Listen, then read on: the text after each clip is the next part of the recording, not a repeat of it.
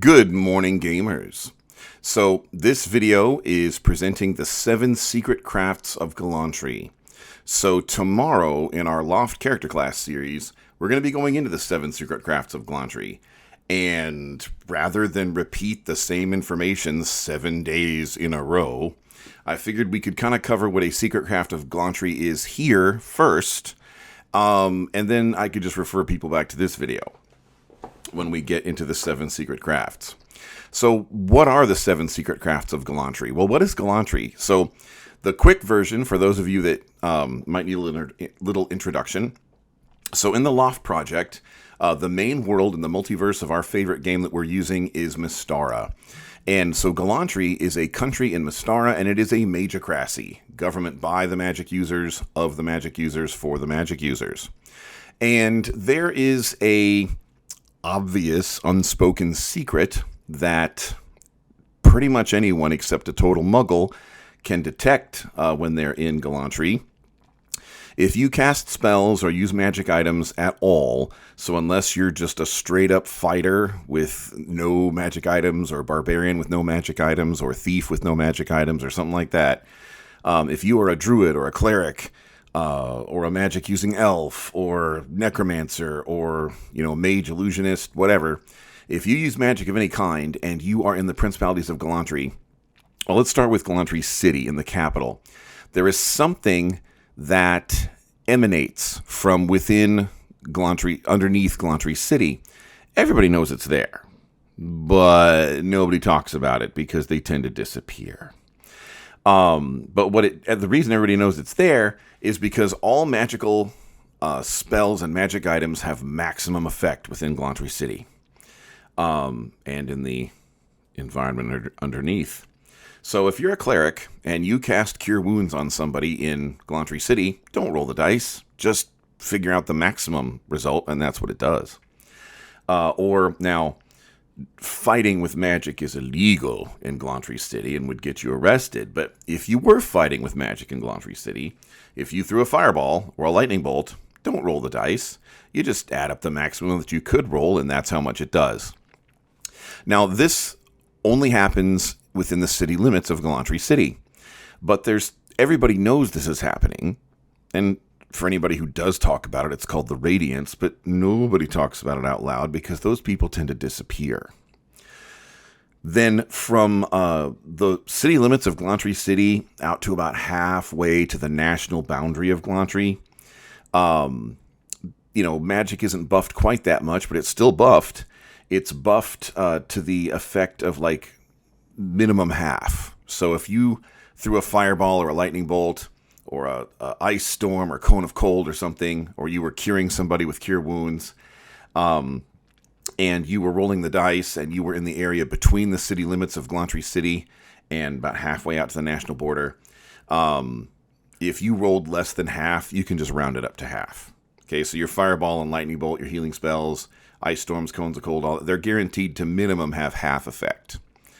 And then from about halfway to the border out to the edge of the national border, magic is still buffed. It's not buffed quite as much, but it's buffed to the extent of reroll 1s and 2s.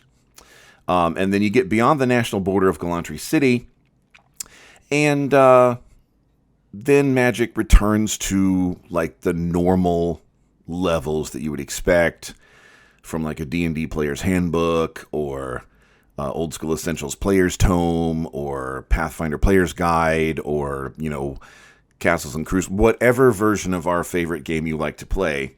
When you get beyond the national limits of Glantri, magic returns to, normal for that game system. And everybody knows this has happened. This is why the magicracy exists, because Glantri is ruled by a council of over 100 wizards who are 20th level and higher. Yes, there is such a thing as higher than 20th level. I've run into people recently on the internet that one person, when I mentioned that there was a guy on Twitter and he was doing a poll, and he was asking, how many sessions is a typical campaign? And, he had 1 to 2 or 3 to 4, 5 to 6, up to 10, blah, blah, blah. I didn't even answer the poll. I just went down to the comments and I said 36 years since 1987 and ongoing. And this person responded back to me and said, what, is everybody 20th level or what? How does that work? Okay. Clearly, okay. Yeah, clearly not familiar with real campaigning.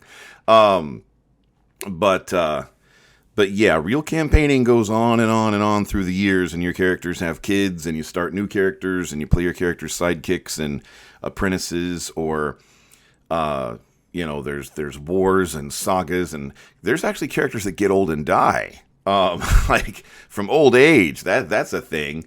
But anyway, yeah. So Glantri is ruled by a council of over 100 wizards of 20th level and higher. Most of them are evil. They don't want to have a society there. They don't want to have to get along with each other. They're all, well, a lot of them. Some of them are goody-goody two-shoe people, but most of them are megamaniacal, take over the world type people. They're busy plotting their scheme. They don't want to be running a government. They don't want to be like using their vast intellect that somehow should be, exploring other planes and plotting to take over the world and, inventing new magics. They don't want to have to use their vast intellect for drudgery. They don't want to actually have to, govern and handle an economy and infrastructure and everything else. So, but the reason that they do is because they realized that if they didn't get along, then they would fight over the Radiance, and nobody would ever have time to have the Radiance use it, experiment with it. Like, instead of having a country there, you'd have a great big crater, because some big archmage or lich or whatever it'd be like King of the Hill. It would be like never-ending King of the Hill over the Radiance. And anybody who had it conquered at any given moment would never have time to play with it. Did I say play? I mean experiment. So anybody who had it conquered at any given moment would never have any time to experiment with it or use it for anything or explore it, because they'd be busy raising an army to defend it from the invading army and stuff. So that's why Glantri exists. Glantri exists because the wizards were forced to get along in order to get what they want. They don't want to get along, but they all want to investigate, explore, and tap into this mysterious source of Mystara's magic. And that's the only way they can do it without, like I said, having a never-ending King of the Hill and just stupidity. So they went ahead and they, as silly as it is, they formed a magical country. Quite against their will. This is why you have absolutely lawful good and chaotic evil wizards that get along on the surface, because that are part of this wizards council that are ruling the country, just trying to keep the country stable and keep the citizens safe and the economy going and fight off invading wars. And yeah, Glantri is a very interesting place. It's at the very top levels, the people in charge don't even want to have a country, but they do. So anyway, so tomorrow we will get a little bit more into what these secret crafts are all about, why Glantri has secret crafts, why that's important, and what your character could get out of it when we get into Secret Crafts Part 2. In the meantime, if you want to check out Glantri, our campaign, or anything else, there's stuff in the doodly-doo down below, and I'll see you around the gaming table.